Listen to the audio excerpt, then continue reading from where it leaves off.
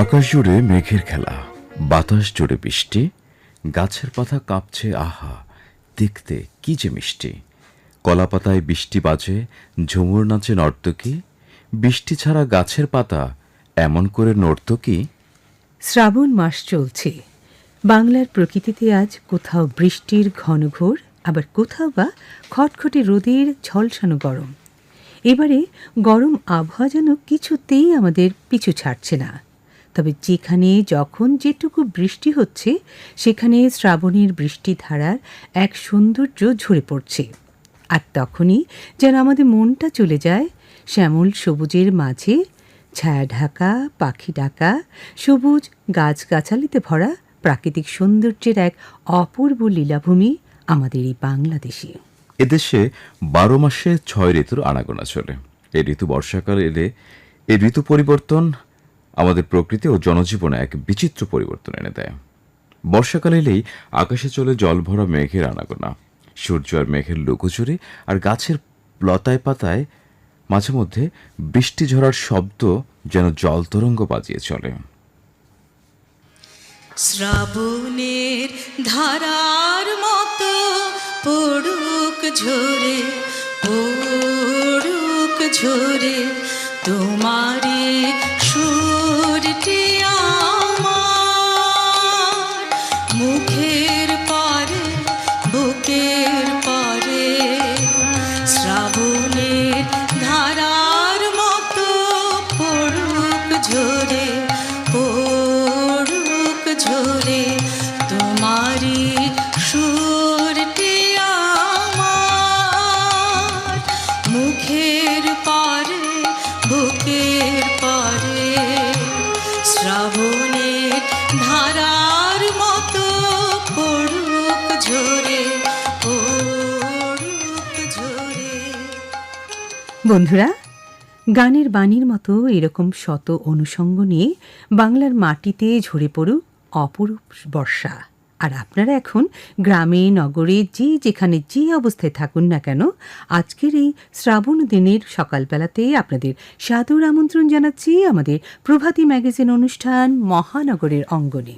বন্ধুরা, আজকের মহানগর উপস্থাপনায় আছি আমি জসিমউদ্দিন সুমগ্ন এবং আমি রফিকা বিনতে জাহিদ। শ্রাবণ দিনের শুভেচ্ছা সকল বন্ধুদের।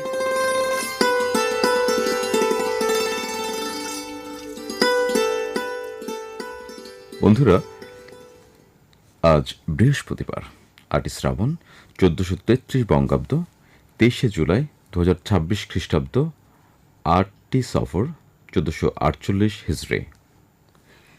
বর্ষাকাল। বন্ধুরা, আজ যাদের জন্মদিন মহানগরের পক্ষ থেকে জানাই তাদের শুভেচ্ছা আর অভিনন্দন। শুভ জন্মদিন।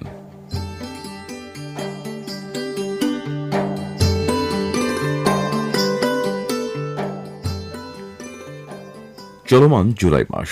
জুলাই বিপ্লব মানে ছাত্র জনতার আন্দোলন। বাংলাদেশে একটি গণতান্ত্রিক গণ অভ্যুত্থান, যা 2024 সালের 5 জুন থেকে 5 আগস্ট পর্যন্ত অগণিত প্রাণ বিসর্জন দেওয়ার মধ্য দিয়ে বিগত 16 বছরের স্বৈরাচারী শাসনের অবসান ঘটিয়েছিল। আজ সেই 36 জুলাইয়ের 23 তারিখ। রক্তস্নাত জুলাইয়ের প্রতিটি দিনই আমাদের জাতীয় ইতিহাসের এক একটি আবেগের আখ্যান, যা প্রতিটি বাঙালির হৃদয়ে চিরকাল অম্লান হয়ে আছে। 2024 সালে 23 তারিখ। এই দিনটি ছিল কোটা সংস্কার আন্দোলন থেকে গণ অভ্যুত্থানে রূপ নেওয়া ঐতিহাসিক জুলাই বিপ্লবের অন্যতম উত্তপ্ত ও গুরুত্বপূর্ণ একটি দিন। টানা কয়েকদিনের ব্যাপক প্রাণহানি ও সংঘাতের পর সরকার সাধারণ ছুটি আরও একদিন বাড়িয়ে কারফিউর মধ্যেই কোটা সংস্কারের প্রজ্ঞাপন জারি করে। তবে কারফিউ বলবৎ থাকায় এবং ইন্টারনেট ব্ল্যাকআউট অব্যাহত থাকায় সারা দেশে চরম অচলাবস্থা ও আতঙ্ক বিরাজ করছিল। আজকের এই দিনে সুপ্রিম কোর্টের রায়ের সঙ্গে সামঞ্জস্য রেখে সরকার কোটা পদ্ধতি সংস্কারের সার্কুলার জারি করলেও কোটা সংস্কার আন্দোলনের সংগঠকেরা তা প্রত্যাখ্যান করেন। অন্যদিকে তৎকালীন সরকার কারফিউর মধ্যেও বিরোধী নেতা ও বিক্ষোভকারীদের লক্ষ্য করে গ্রেফতার ও অভিযান অব্যাহত রাখে। সেদিনও সারা দেশে বহু মানুষ নিহত হয়। হ্যাঁ বন্ধুরা, আন্দোলনের উত্তাপে মাসটি হয়ে উঠেছিল 36 দিনের দীর্ঘ এক সংগ্রামের নাম। ৩৬শে জুলাই হয়ে উঠেছিল স্বাধীনতা পরবর্তী বাংলাদেশের অন্যতম গুরুত্বপূর্ণ পালাবদলের মুহূর্ত। এই ৩৬শে জুলাই শুধু একটি প্রতীকী তারিখ নয়, এটি হয়ে উঠেছে বাংলাদেশের ইতিহাসে এক অবিচ্ছেদ্য নতুন অধ্যায়। আর আজ সেই রক্তাক্ত দিনের কথা স্মরণে রেখে আমরা এখন চলে যাচ্ছি আমাদের আজকের মহানগরের অন্যান্য আয়োজনের দিকে। দেখি কি আছে সেখানে। বন্ধুরা, আজ আপনাদের এক মহাকাব্য লেখা হলো ছাত্র জনতার অভ্যুত্থানে। বাংলাদেশ নতুন করে পেয়েছি তোমায় ভালোবাসার ওই কোথায়। এক মহাকাব্য লেখা হলো ছাত্র জনতার অভ্যুত্থানে। বাংলাদেশ নতুন করে পেয়েছি তোমায় ভালোবাসার ওই কোথায়। বন্ধুরা, আজ আপনাদের জন্য রয়েছে ঢাকার বিভিন্ন স্থানে অনুষ্ঠিতব্য অনুষ্ঠানের তথ্য নিয়ে আজকের ঢাকা। আছে বিশিষ্ট ব্যক্তিদের নিয়ে সাক্ষাৎকার ভিত্তিক অনুষ্ঠান প্রিয় মুখ, রয়েছে ঢাকার ইতিহাস ঐতিহ্য নিয়ে প্রতিবেদন এই ঢাকা। এর সাথে আরও থাকছে ঢাকা মহানগরীর বিভিন্ন রুটে চলাচলকারী যানবাহনের তথ্য নিয়ে শুভযাত্রা পর্ব, এবং সবশেষে আমরা শোনাব গান। ঘুরে আসব গানের ভুবন থেকে। তবে চলুন শোনা যাক এক এক করে আমাদের আজকের পরিবেশনা।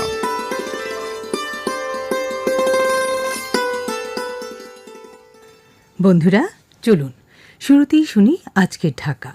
আজকের দিনে ঢাকা মহানগরের বিভিন্ন স্থানে অনুষ্ঠিতব্য কিছু অনুষ্ঠান ও তার সময়সূচি সম্পর্কে খোঁজ নিয়ে আসি। আর এই সম্পর্কে তথ্য সাজিয়েছেন ইসমত আরা পলি, আর তা পড়ে শোনাচ্ছেন ইশরাত জাহান নীলা। শ্রোতা বন্ধুরা, আপনাদের সুবিধার্থে আজ ঢাকা শহরের শিল্প, সাহিত্য ও সংস্কৃতি বিষয়ে যে সকল অনুষ্ঠান অনুষ্ঠিত হবে জানিয়ে দিচ্ছি সেগুলোর সময়সূচির তথ্য। জাতীয় নাট্যশালা মূল থিয়েটার হল, বাংলাদেশ শিল্পকলা একাডেমি, সেগুনবাগিচায় আজ বাংলাদেশ ক্রাইম রিপোর্টস অ্যাসোসিয়েশনের আয়োজনে ৪৩তম প্রতিষ্ঠাবার্ষিকী উৎসব অনুষ্ঠানের আয়োজন করা হয়েছে সন্ধ্যে ৭টায়। জাতীয় নাট্যশালা স্টুডিও থিয়েটার হল, বাংলাদেশ শিল্পকলা একাডেমি, সেগুনবাগিচায় আজ এবং আগামীকাল থিয়েটিক্যাল কোম্পানির প্রযোজনায় মলুয়া নাটকটি মঞ্চস্থ হবে সন্ধ্যে ৭টায়। জাতীয় নাট্যশালা এক্সপেরিমেন্টাল থিয়েটার হল, বাংলাদেশ শিল্পকলা একাডেমিতে আজ এবং আগামীকাল তরুয়ার প্রযোজনায় আদম সুরত নাটকটি মঞ্চস্থ হবে। দেখতে হলে পৌঁছে যেতে হবে ঠিক সন্ধ্যে ৭টায়। লালমাটিয়ার ৯/৩ ব্লক ডি এর কলাকেন্দ্রে শুরু হয়েছে শিল্পী বুবলি বর্ণার একক শিল্প প্রদর্শনী বিচ্ছিন্ন অস্তিত্বে অবিচ্ছিন্ন সত্তা। ৪ জুলাই শুরু হওয়া এই প্রদর্শনী চলবে ২৫ জুলাই পর্যন্ত। প্রতিদিন বিকেল ৪টা থেকে রাত ৮টা পর্যন্ত প্রদর্শনীটি সকল দর্শনার্থীদের জন্য উন্মুক্ত থাকবে। লালমাটিয়ার ৬/৪ ব্লক ডিতে অবস্থিত ভূমি গ্যালারিতে চলছে বৃষ্টি, গান ও গল্পকে ঘিরে বিশেষ শিল্প প্রদর্শনী প্রিন্সকেপ। শিল্পপ্রেমীদের আগ্রহের কথা বিবেচনা করে প্রদর্শনীর সময় বাড়ানো হয়েছে আগামী ৩১ জুলাই পর্যন্ত। প্রতিদিন বেলা ৩টা থেকে রাত ৮টা পর্যন্ত এটি সবার জন্য উন্মুক্ত থাকবে। এদিকে উত্তরার ভূমি গ্যালারি সেন্টার পয়েন্টে ১০ জন বিশিষ্ট শিল্পীর শিল্পকর্ম নিয়ে আয়োজিত দলীয় শিল্প প্রদর্শনী অধ্যবসায় চলছে। প্রদর্শনীটি আগামী ২৫ জুলাই পর্যন্ত দর্শনার্থীদের জন্য উন্মুক্ত থাকবে। সোমবার ব্যতীত প্রতিদিন বিকেল ৩টা থেকে রাত ৯টা পর্যন্ত শিল্পপ্রেমীরা প্রদর্শনীটি উপভোগ করতে পারবেন।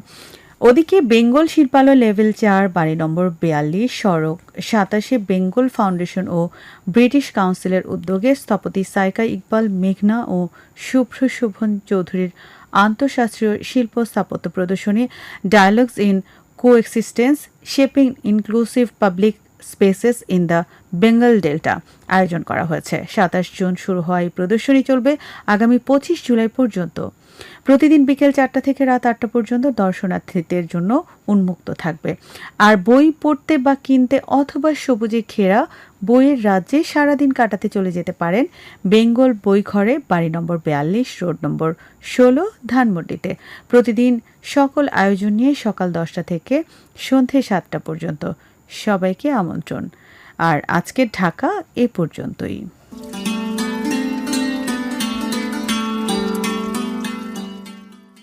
বন্ধুরা, শুনলাম আজকের ঢাকা।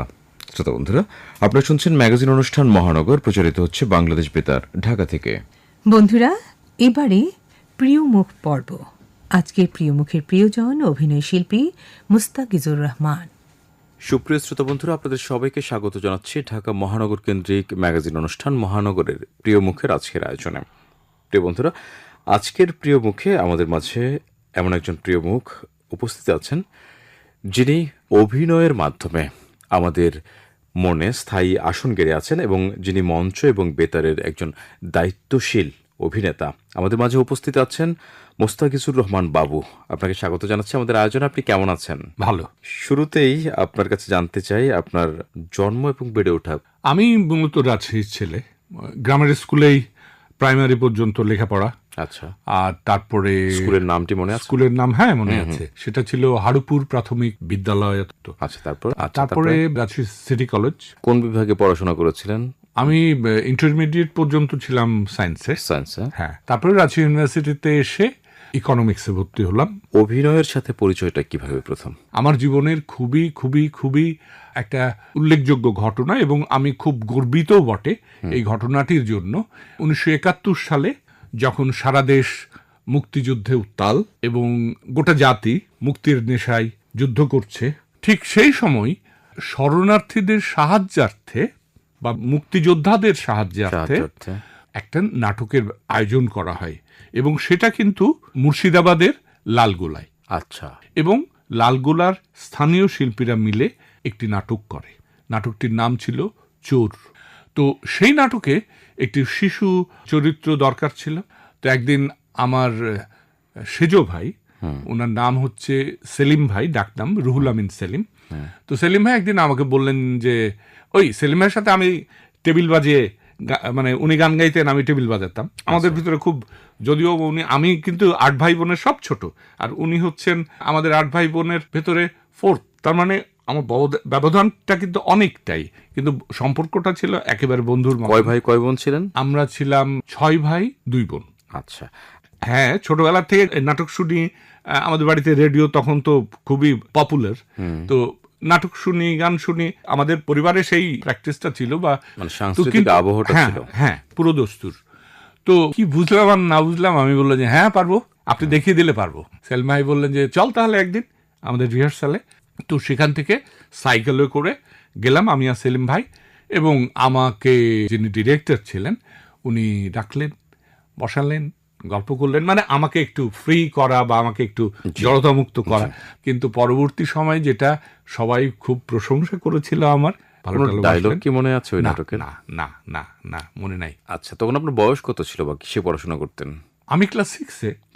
ক্লাস 6-এ ওঠার পরেই তো স্বাধীনতার যুদ্ধ লেগে গেল। এবার মঞ্চ নাটক প্রসঙ্গে আসি। মঞ্চ নাটকে প্রথম কিভাবে সংযোগ? ওই তো লালগুলাতে আমরা যে নাটকটা করলাম। অভিনয় এবং আপনি একজন ওতপ্রোতভাবে জড়িয়ে যাবেন, এই সিদ্ধান্তটি কখন কিভাবে নিলেন, বা এই প্রেক্ষাপটটি কিভাবে তৈরি হলো? এখানে আরেকটু বলে রাখা ভালো যে আমি স্কুলে কিন্তু নাটক করেছি, মানে আমি ক্লাস 8-এ আবার নাটক করলাম। আচ্ছা। আবার কলেজে এসে নাটক করলাম। আচ্ছা। স্কুলে নাটক করলাম শিশিরের কান্না, ওটা সম্ভবত কল্যাণ মিত্রের লেখা ছিল। হ্যাঁ, তারপরে কলেজে করলাম চারদিকে যুদ্ধ, এটাও আমাদের অ্যানুয়াল ড্রামা ছিল সিটি কলেজে। আচ্ছা। তারপরে এসে যেটা হলো যে আমি ইউনিভার্সিটিতে, এইখানে আমার জীবনের একটা বড় টার্নিং পয়েন্ট বলা যেতে পারে। আচ্ছা। যে এখানে আসার পরে রাজশাহী ইউনিভার্সিটিতে তখন থিয়েটার ওয়ার্কশপ বলে একটা নাটকের দল ছিল, এবং এটা মূলত ছিল স্যারদের, বিশ্ববিদ্যালয়ের শিক্ষকরা মূলত এই দলে কাজ করতেন, এবং তারা বছরে 1টি বা 2টি নাটক করতেন, এবং তারা মাঝে মধ্যেই কর্মশালার আয়োজন করতেন। ঠিক আছে। আমরা যখন ইউনিভার্সিটিতে ভর্তি হলাম, আমাদের সেশন ছিল 79-80, তখন দেখলাম যে একটা কর্মশালা হবে। তো তখন পর্যন্ত কিন্তু থিয়েটারকে নিয়ে কি বলবো, যে আমার অভিনয় করতে গেলে যে কলাকৌশল বা যে ব্যাপারগুলো আছে তার ভেতরে আমার জানাশোনাটা সীমাবদ্ধ ছিল। কিন্তু এই থিয়েটার ওয়ার্কশপে যখন আসলাম, থিয়েটার ওয়ার্কশপের কর্মশালায় যখন পার্টিসিপেট করলাম, সেইখানে আমি নাটকের ভেতরের যে সম্ভাবনা, সামাজিক দায়িত্ব পালন করতে পারার যে ক্ষমতা, সেটা আমার কাছে নতুনভাবে আমার কাছে এটা আবিষ্কৃত হলো। এবং তারপরে নিজেরাই চেষ্টা করলাম, আমাদেরকে ইউনিভার্সিটিতে নিয়মিত নাটক করতে হবে। ঠিক আছে না? তো নাটক করতে হবে। আমরা থিয়েটার ওয়ার্কশপে আমরা কর্মশালা করলাম, আমরা 2টো প্রোডাকশনও করলাম, এবং সেখানেও প্রশংসিত হলাম। তারপরে তখন ব্যাপারটা আসলো যে বাহ, ভালোই তো। ও তারপরে রাকসু নাটক করলাম, ঠিক আছে না? এই সব কিছুর ভেতর দিয়ে একটা নাটকের প্রতি নিয়মিত নাট্য চর্চা করার ব্যাপারে একটা ঝোঁক বা একটা প্রবণতা বা একটা তীব্র ইচ্ছার আমার সৃষ্টি হলো। এবং তখন বন্ধুবান্ধব, আরও যে আমার দু একজন বন্ধুবান্ধব ছিল, তাদের সাথে আলাপ আলোচনা, প্রাথমিক কথাবার্তা, এই সব টুকটুক টুকটুক করে এগিয়ে একসময় আমরা একটা দল তৈরি করলাম, যার নাম হচ্ছে সমকাল নাট্যচক্র। আচ্ছা, এবং এই সমকাল নাট্যচক্র তখন রাজশাহী ইউনিভার্সিটিতে নিয়মিতভাবে নাট্যচর্চা শুরু করলো, এবং সেটা এখনো অব্যাহত আছে। এটা প্রায় 45 বছর চলছে বোধহয়। এখন তাহলে অনেক সদস্য নিশ্চয়ই আপনার দলের, সমকালের অনেক সদস্য বলতে একটা ইউনিভার্সিটির দল অ্যাক্টিভ সদস্য। হ্যাঁ, এটা একটা প্রবাহমান ধারার মতো। নদীর মতো তো যার ফলে কখনো কখনো অনেক ছেলে মেয়ে আসে, আবার কখনো কখনো একটু কম থাকে, মানে এক ধরনের মানে বলা যেতে পারে চড়াই উতরাইয়ের ভিতর দিয়েই সমকালকে যেতে হয়। বা তার পড়াশোনা শেষ করলেন, হ্যাঁ, তারপরে কি করলেন? পড়াশোনা শেষ করার পরে আমার সব সময়ের জন্যই ইচ্ছে ছিল যে একটু ঢাকা বেসড একটু থাকবার। আচ্ছা, আচ্ছা। তো সেই জন্য আমার কেন এই ইচ্ছেটা ছিল একটু জানতে চাই। ইচ্ছেটা ছিল এই কারণে, রাজশাহী ইউনিভার্সিটিতে নাটক করলাম বেশ দীর্ঘ সময়, যতদিন ছিলাম ওখানে, এবং এর পরবর্তী সময়ে একটু ভালো কিছু করা বা একটা বৃহত্তর পরিমণ্ডলে নিজকে ইন্ট্রোডিউস করা বা কাজ করার একটা ইচ্ছে জাগলো। যেহেতু এটা রাজধানী, একটা রাজধানী, সত্যি কথা বলতে আমার ভিতরে সবসময় একটা ইচ্ছা ছিল শিখবার। মানে আমার কাছে কখনোই মনে হয়নি, এখনো মনে হয় না যে শেখাটা হয়ে গেছে। তারপরে ঢাকায় আসা এবং ঢাকা থিয়েটারে জয়েন করলাম। আচ্ছা, তারপরে যা হয়। তারপরে কোন কোন নাটকে অভিনয় করেছেন ঢাকা থিয়েটার? প্রথম নাটক ছিল আমার কীর্তনখোলাতে, মিউজিকের টিমে কাজ করা দিয়ে আমার কাজ শুরু হলো। তারপরে ছোট্ট একটা চরিত্র করলাম, তারপরে কিরামত মঙ্গলে ছোট্ট একটা চরিত্র করলাম, এইভাবে শুরু। তারপরে তো বিশেষ করে চাকা, ৭১ পালা, ভূত, এগুলো না আমার জীবনে খুব স্মরণীয় নাটক, এবং আমার কাজের স্কোপ ছিল অনেক বেশি, এবং আমি বলা যেতে পারে যে কিছু উল্লেখযোগ্য চরিত্র থাকে না নাটকের ভেতরে, হ্যাঁ, সেই সব চরিত্রে কন্ট্রিবিউট করার মতন আমি করতে পেরেছিলাম। আমরা একটু আবৃত্তির অংশ বিশেষ শুনবো কিনা? আমি একটা কবিতা বলছি, কবিতাটার নাম উদ্বাস্তু। চল তাড়াতাড়ি কর, বাজ বিচার না করে পুটলা পুটলি বেঁধে নে হুট করে, দেরি করলেই পস্তাতে হবে, বেরিয়ে পড়। ভূষণ পাল গোটা পরিবারটাকে ঝড়ের মতো নাড়া দিলে, এখান থেকে কত দূর দিগন্তের পথ, সেখান থেকে পায়ে হেঁটে স্টিমার ঘাট, তারপর রেল স্টেশন। কি মজা, আজ প্রথম ট্রেনে চাপবি। ট্রেনে করে চেকপোস্ট, তারপর পায়ে হেঁটে পায়ে হেঁটে পায়ে হেঁটে। ঘুমোছা চোখে ছোট ছেলেটা জিজ্ঞেস করলে, সেখান থেকে কোথায় বাবা? কোথায় আবার? আমাদের নিজের দেশে। ছায়া ঢাকা ডোবার ধারে হিজল গাছে ছোট ছোট পাখিরা কিচিরমিচির করে উঠল। জানালে দিয়ে তাকালো একবার সেই ছোট ছেলেটা, দেখলো তার কাটা ঘুড়িটা এখনো গাছের মগডালে লটকে আছে, হাওয়ায় ঠুক্কুর খাচ্ছে, কিন্তু কিছুতেই ছিঁড়ে পড়ছে না। জি, অনেক ধন্যবাদ। এবার একটু জানতে, বেতার নাটক প্রসঙ্গে, বেতারের সাথে আপনার সম্পৃক্ততা কবে শুরু হলো?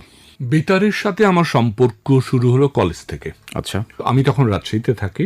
রাজশাহী বেতারে আমি অডিশন দিলাম, সিলেক্টেড হলাম।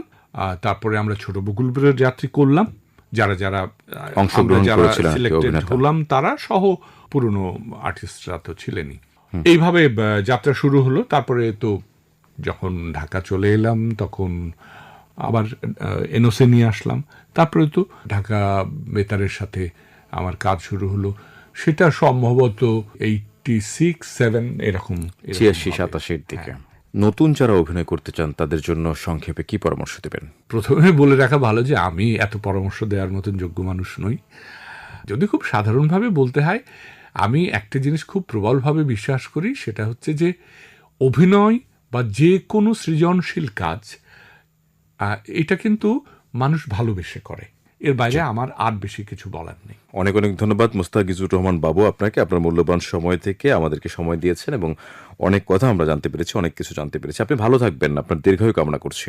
আপনাকেও ধন্যবাদ। প্রিয় বন্ধুরা, বিদায় নিচ্ছি প্রিয় মুখের আজকের আয়োজন থেকে। তবে কথা দিচ্ছি, আগামী পর্বে অন্য কোনো প্রিয় মুখকে সাথে নিয়ে যথারীতি আপনাদের সামনে হাজির হব। সে পর্যন্ত সবাই ভালো থাকবেন, সুন্দর থাকবেন, সুস্থ থাকবেন, এবং বাংলাদেশ বেতারের সাথেই থাকবেন। শুনলাম প্রিয় মুখের প্রিয় কথাগুলো। এই ঢাকা এক বিশাল মহানগরী, বাংলাদেশের রাজধানী। বুড়িগঙ্গা নদীর তীরে অবস্থিত এই ঐতিহাসিক জনপদটি শত শত বছর ধরে ঢাকায় সংস্কৃতি ও আভিজাত্যের প্রতীক হিসেবে দাঁড়িয়ে আছে। ঢাকা মহানগরীর ইতিহাস জুড়ে আছে উজ্জ্বল ঐতিহ্যের সমাহার। কত কথা, কত ইতিহাস লুকিয়ে আছে রাজধানীর ইট পাথরে ঢাকা এই ঢাকা মহানগরের অন্তরে। বন্ধুরা, এখন আমাদের পর্ব এই ঢাকা। চলুন আজকের পর্বে বাইতুল মোকাররম মসজিদ নিয়ে শুনি কিছু কথা। পর্বটি লিখেছেন মারুফ রেহান আর তা পড়ে শোনাচ্ছেন আয়েশা সিদ্দিকা মনি। বাইতুল মোকাররম জাতীয় মসজিদ বাংলাদেশের জাতীয় মসজিদ। মসজিদটি রাজধানী ঢাকার প্রাণকেন্দ্র পল্টনে অবস্থিত। 1968 সালে মসজিদটির নির্মাণ কাজ সম্পন্ন হয়। এর স্থাপত্যশৈলী অত্যন্ত দৃষ্টিনন্দন। এখানে একসাথে 30,000 মুসল্লি নামাজ আদায় করতে পারেন। মসজিদটিতে জুমার নামাজ ছাড়াও বিশেষত রমজানের সময় অত্যধিক মুসল্লির সমাগম হয়। 1959 সালে বাইতুল মোকাররম মসজিদ সোসাইটি গঠনের মাধ্যমে এর পরিকল্পনা বাস্তবায়নের উদ্যোগ নেওয়া হয়। পুরান ঢাকা ও নতুন ঢাকার মিলনস্থলে মসজিদটির জন্য 8.30 একর জায়গা অধিগ্রহণ করা হয়। সেই সময় মসজিদের অবস্থানে একটি বড় পুকুর ছিল, যা পল্টন পুকুর নামে পরিচিত ছিল। পুকুরটি ভরাট করে 27 জানুয়ারি 1960 সালে পাকিস্তানের তৎকালীন রাষ্ট্রপতি আইয়ুব খান মসজিদের কাজের উদ্বোধন করেন। সিন্ধুর বিশিষ্ট স্থপতি আবুল হোসেন থারিয়ানিকে মসজিদ কমপ্লেক্সটির নকশার জন্য নিযুক্ত করা হয়। পুরো কমপ্লেক্স নকশার মধ্যে দোকান, অফিস, গ্রন্থাগার ও গাড়ি পার্কিংয়ের ব্যবস্থা অন্তর্ভুক্ত হয়। মসজিদটির নির্মাণ কাজ সম্পন্ন হবার পর শুক্রবার 25 জানুয়ারি 1963 সালে প্রথমবারের জন্য এখানে নামাজ আদায় করা হয়। বর্তমানে বাইতুল মোকাররম জাতীয় মসজিদটি 8 তলা। নিচতলায় রয়েছে বিপণী বিতান ও একটি বৃহত্তর অত্যাধুনিক সুসজ্জিত মার্কেট কমপ্লেক্স। দোতলা থেকে 6 তলা পর্যন্ত প্রতি তলায় নামাজ পড়া হয়। 2008 সালে সৌদি সরকারের অর্থায়নে মসজিদটি সম্প্রসারিত করা হয়। বর্তমানে এই মসজিদে একসঙ্গে 40,000 মুসল্লি নামাজ আদায় করতে পারেন। এই মসজিদটিতে মুঘল স্থাপত্যশৈলীর ঐতিহ্যগত বৈশিষ্ট্যের পাশাপাশি বেশ কিছু আধুনিক স্থাপত্যশৈলীর নিদর্শনও রয়েছে। মক্কাতে অবস্থিত পবিত্র কাবা ঘরের অনুরূপে তৈরিকৃত বাইতুল মোকাররমের বৃহৎ ঘনক্ষেত্রটি একে বিশেষ বৈশিষ্ট্যমণ্ডিত করেছে, যা এই মসজিদকে বাংলাদেশের অন্য যে কোনো মসজিদ থেকে আলাদা করেছে। মসজিদের প্রধান ভবনটি 8 তলা এবং মাটি থেকে 30.18 মিটার বা 99 ফুট উঁচু। প্রধান ভবনটির রং সাদা। মূল নকশা অনুযায়ী মসজিদের প্রধান প্রবেশপথ পূর্ব দিকে হওয়ার কথা। পূর্ব দিকের সাহানটি 2694.19 বর্গমিটারের। এর দক্ষিণ ও উত্তর পার্শ্বে অজু করার জন্য জায়গা রয়েছে। উত্তর ও দক্ষিণ দিকে মসজিদে প্রবেশ করার বারান্দার উপর দুটি ছোট গম্বুজ নির্মাণের মাধ্যমে প্রধান ভবনের উপর গম্বুজ না থাকার অভাবকে ঘোচানো হয়েছে।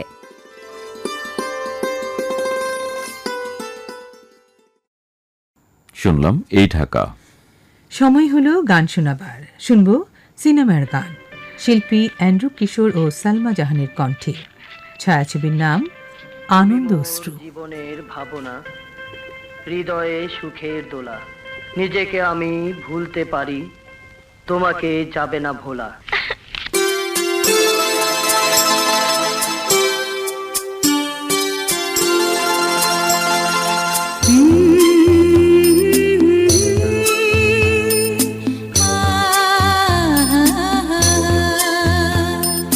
তুমি মোর জীবনের ভাবনা, হৃদয়ে সুখের দোলা।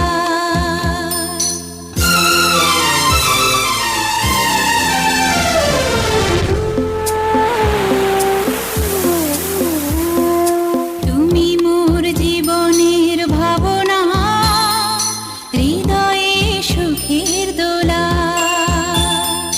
তুমি মোর জীবনের ভাবনা, হৃদয়ে সুখের দোলা।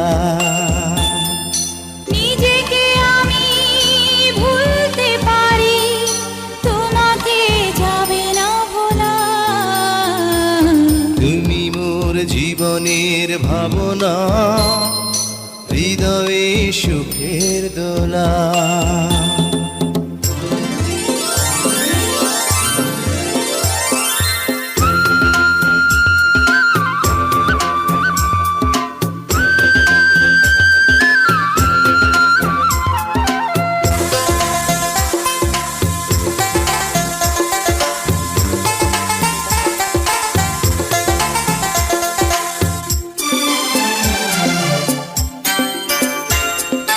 দুঃখ সুখের পাখি তুমি, তোমার খাঁচায় বুক। সারা জীবন নয়ন যেন দেখে তোমার এই মুখ। কণ্ঠে আমার দাও পরিয়ে সোহাগের মিলন মালা। তুমি মোর জীবনের ভাবনা, হৃদয়ে সুখের দোলা।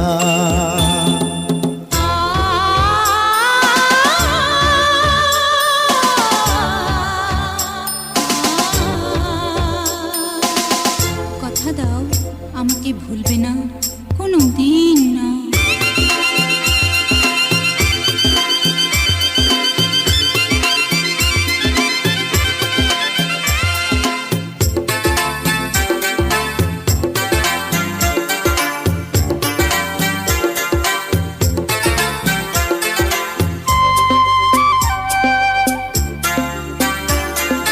ভালোবাসার নদী তুমি, আমি তোমার দুই কুল।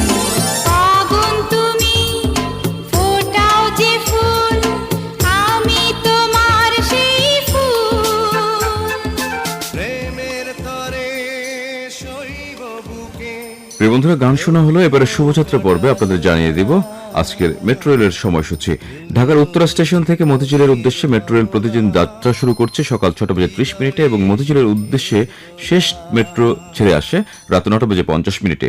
অন্যদিকে মতিঝিল থেকে উত্তরা অভিমুখী মেট্রো রেল যাত্রা শুরু করেছে সকাল 7:15 এবং শেষ মেট্রো ছেড়ে আসবে রাত 10:10। আপনাদের যাত্রা শুভ হোক। বন্ধুরা, শেষ হয়ে এলো আজকে অনুষ্ঠান সময়টুকু। যাবার আগে বলি শেষ কথাগুলো।